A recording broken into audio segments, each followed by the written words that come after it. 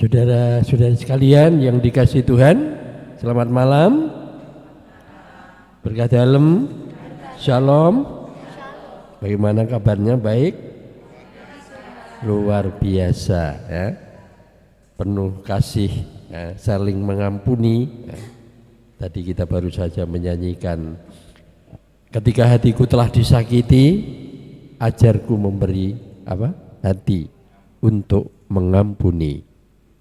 Setiap saat kita juga berdoa, doa damai ya. Ketika ada kebencian, jadilah aku pembawa pengampunan ya, pengampunan. Maka pengampunan menjadi sesuatu yang paling pokok pada hari ini. Kita malam atau minggu ini, minggu keempat adalah minggu panggilan, atau disebut juga minggu gembala yang baik. Salah satu ciri gembala yang baik adalah bahwa ia sungguh bertanggung jawab terhadap domba-dombanya. Dan salah satu tanggung jawab itu adalah soal pengampunan ya. Kasih, tiada kasih yang lebih besar daripada kasih seorang yang memberikan nyawa untuk sahabat-sahabatnya. Saya yakin kelompok ini ya, kelompok doa membangun suatu persekutuan, membangun suatu kebersamaan, saling menguatkan dalam iman, dan itu diungkapkan dengan banyak sharing ya. Sharing bukan hanya sharing pengalaman hidup, tetapi juga sharing iman yang menguatkan iman satu sama lain. Sehingga kesaksian yang diungkapkan menjadi sesuatu yang pokok dalam hal ini. Pada malam hari ini saya mau menyampaikan sedikit sapaan Bapak Paus Fransiskus di minggu panggilan atau minggu gembala yang baik ini. Temanya adalah dipanggil untuk menabur benih harapan dan membangun perdamaian. Kita tahu dunia saat ini bukan dunia yang aman-aman saja ya? Bukan dunia yang baik-baik saja. Perang Ukraina dengan Rusia sudah berapa tahun? 3 tahunan ya. Ya, 3 tahun dan ternyata belum selesai ya? Kelihatannya sudah reda, tiba-tiba ada perang di tempat lain ya? Kemudian tiba-tiba dari kelompok Hamas menyerang Israel dengan berapa ribu peluru ya, ternyata lalu dibalas berbulan-bulan ya, berbulan-bulan. Kemudian kemarin mungkin Israel salah menyasar ya, ternyata masuk ke kedutaan mana Iran, ada 2 jenderal yang meninggal ya. Sekarang Iran menyerang ya. Nanti yang terjadi apalagi tidak tahu. Demikian juga kita sebagai bangsa Indonesia ternyata juga tidak aman-aman saja ya. Kemarin sudah ada pemilu, lalu ketika pemilu sudah terjadi ada gugat-menggugat, ada berbagai macam hal. Kerap kali kita tidak merasa tidak piye toh, ke depan kita mau jadi apa toh? Gitu. Bahkan juga di antara kita sebagai orang-orang beriman pun kerap kali kita mengalami mungkin juga ada sakit hati, gitu. Ada juga merasa dihakimi atau menghakimi orang lain dalam kehidupan kita. Bahkan sama orang Katolik, gitu. Mungkin satu wilayah, satu lingkungan, gitu, merasa dihakimi oleh yang lain, merasa superior sehingga harus menghakimi yang lain. sehingga kita tidak mampu untuk mengampuni, tidak mampu untuk menerima orang lain. Rupanya atau rasanya saya harus menjadi sempurna dan orang lain juga sempurna, gitu. Tetapi rupanya itu bukan sesuatu yang terjadi dalam kehidupan kita. Maka Bapak Paus mengajak kita untuk membangun kesadaran hidup. Hidup di dunia ini adalah peziarahan, bukan tujuan. Peziarahan berarti kita berjalan menuju titik tertentu yang harus kita perjuangkan. Di dunia ini menjadi perjalanan sejarah yang tidak lama. Umur kita paling-paling berapa? 130 tahun. Berapa? 140? Ya? 80. Ya 80 wis kliwat yo piye? Ya. Ya, jika kuat. Ya. Kuat atau tidak selagi masih hidup ya jalani saja, ya. Dan ini anugerah yang harus kita syukuri. Ya, harus kita syukuri. Berapapun umur kita, maka iki pesen, ya. Ya kalau ada salah satu di antara kita meninggal, ya rasa nangis, ya. Isora, ya. Karena apa? Ya sudah sampai itu umurnya dan kita patut mensyukuri. Kalau kita mendengarkan doa Simeon itu rupanya hidup itu sungguh enak, sampai bisa mengatakan, sekarang Tuhan perkenankanlah hambamu ini berpulang, karena aku telah melihat keselamatan yang datang daripadamu. Ya, awake dhewe wis do weruh keselamatan itu atau belum? Ya, sudah melihat keselamatan yang datang dari Tuhan? Iya. Sampun apa dereng?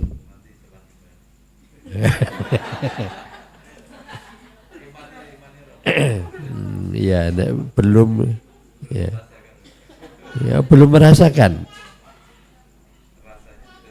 Rasanya sudah atau belum? Ya, doa yang sangat indah dari Simeon ketika Yesus dipersembahkan di Bait Allah. Ya, kebahagiaan dia adalah telah berjumpa dengan Tuhan dan ia ingin pulang dalam damai sejahtera. Sebetulnya dalam setiap Ekaristi kita juga berjumpa dengan Tuhan, bahkan Tuhan tinggal dalam diri kita. Sekarang beranikah kita pasrah dan beranilah kita minta, Tuhan sekarang perkenankanlah hambamu ini berpulang. Terus bunti pun Norbert, kewajibannya masih banyak.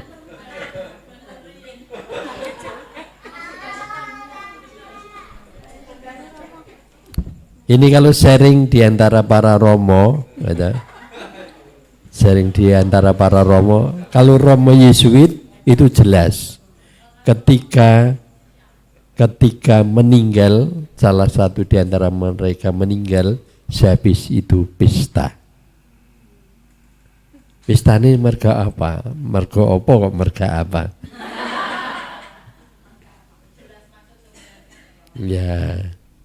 Ya dia mengatakan salah satu teman saya sudah kembali ke rumah.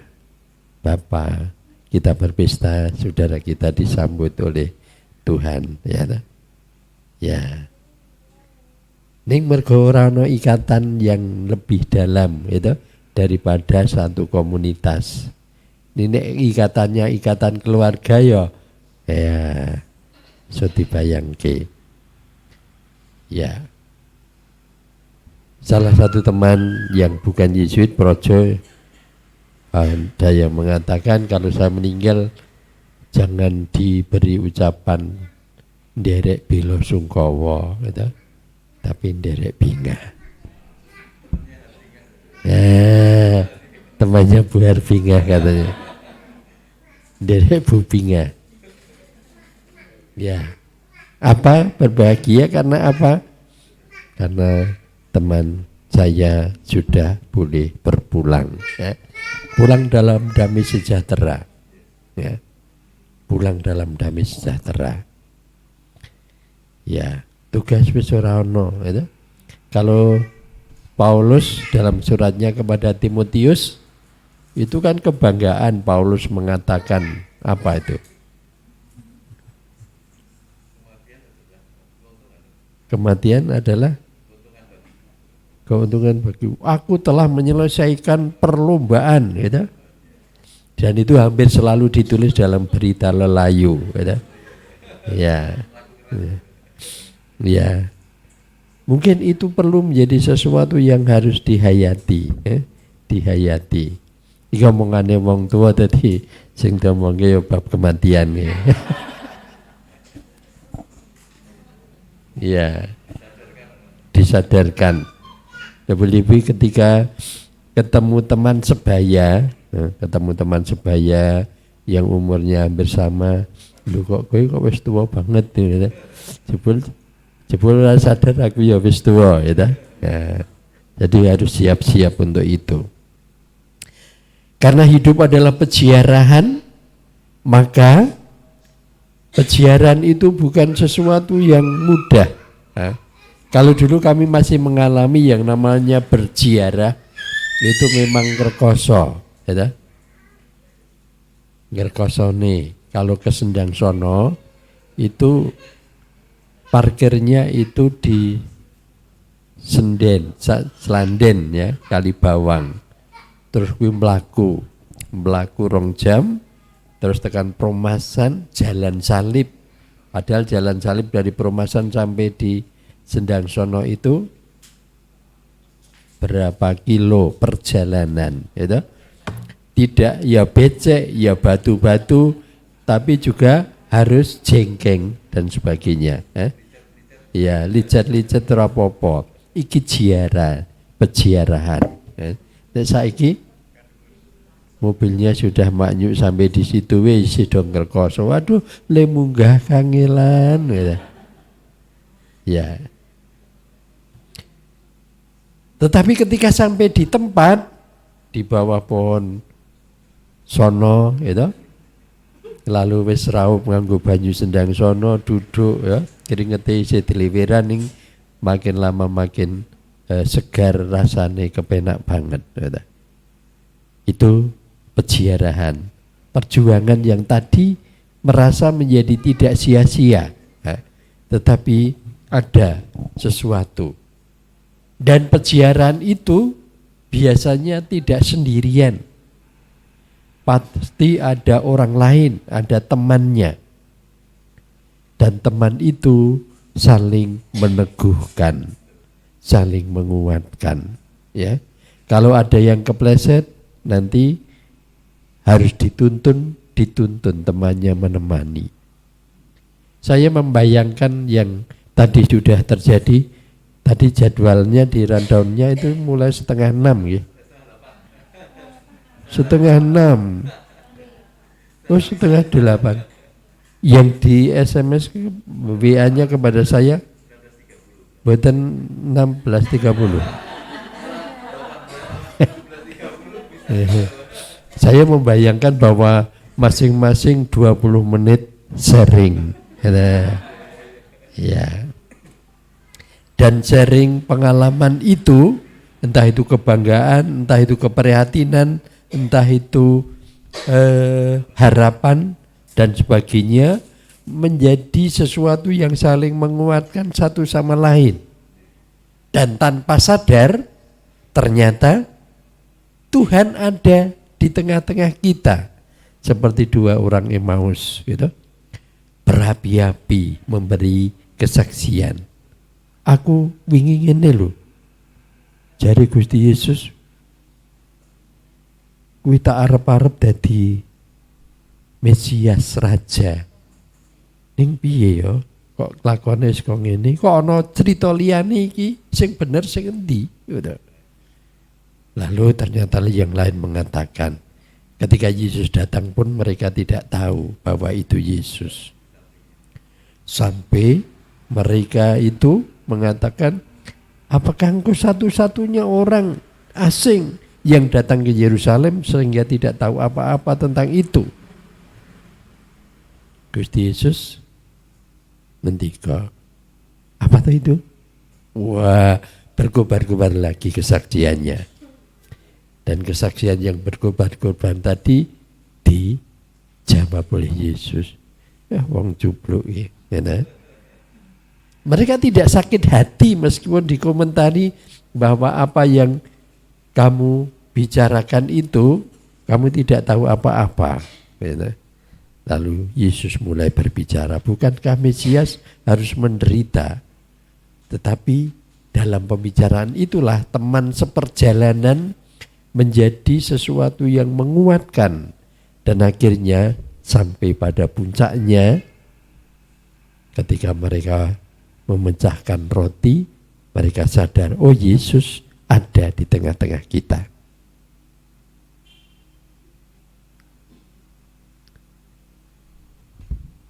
Kesadaran itulah bahwa Yesus ada bersama kita di dalam perziarahan, dan mereka ternyata juga berkobar-kobar untuk mewartakan kepada yang lain. Saudari-saudari sekalian, saya yakin juga bahwa hati Anda sekalian berkobar-kobar ketika bersama dengan kelompok doa ini, ketika bersaksi dalam kelompok ini, ya.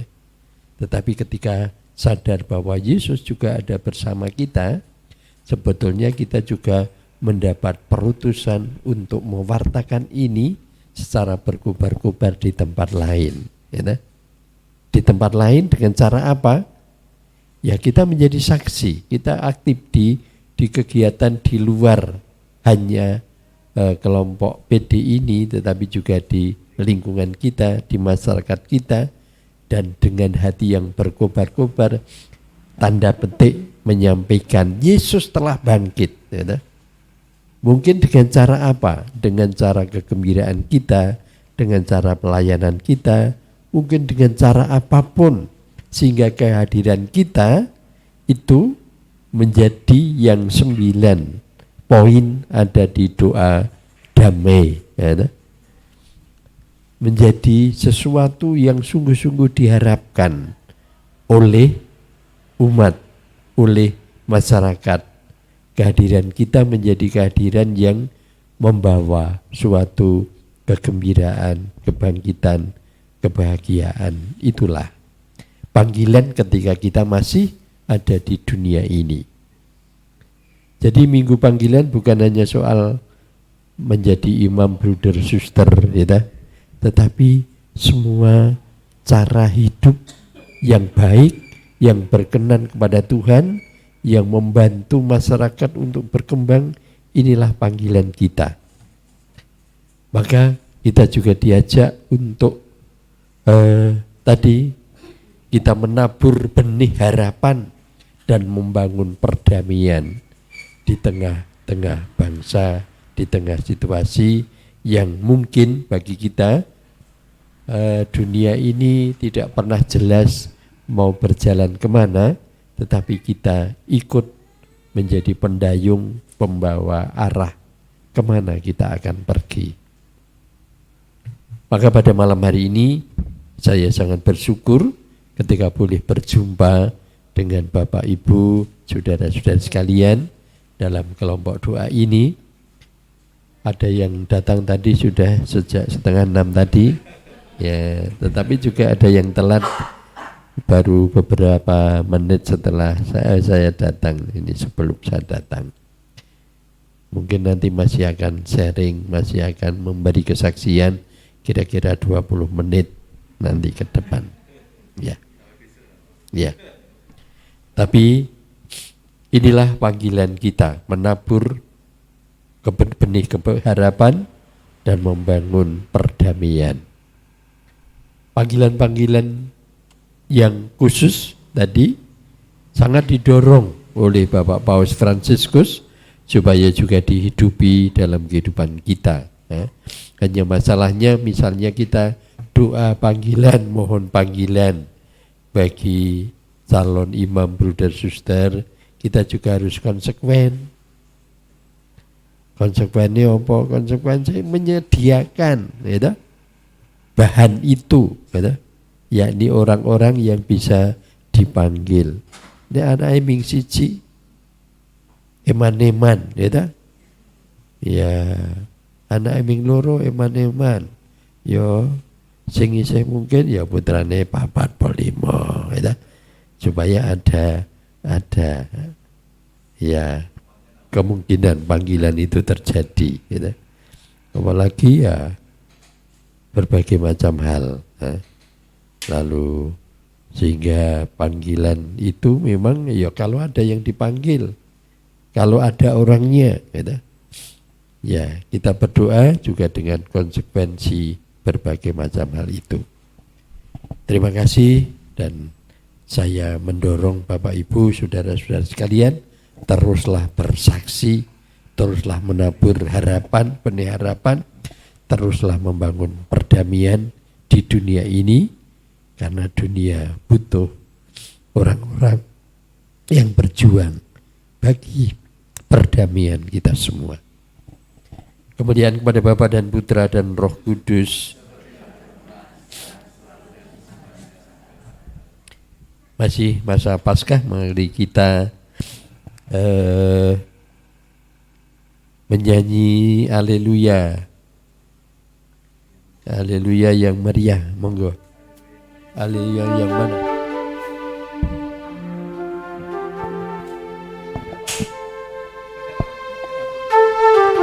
Oh, haleluya. Haleluya.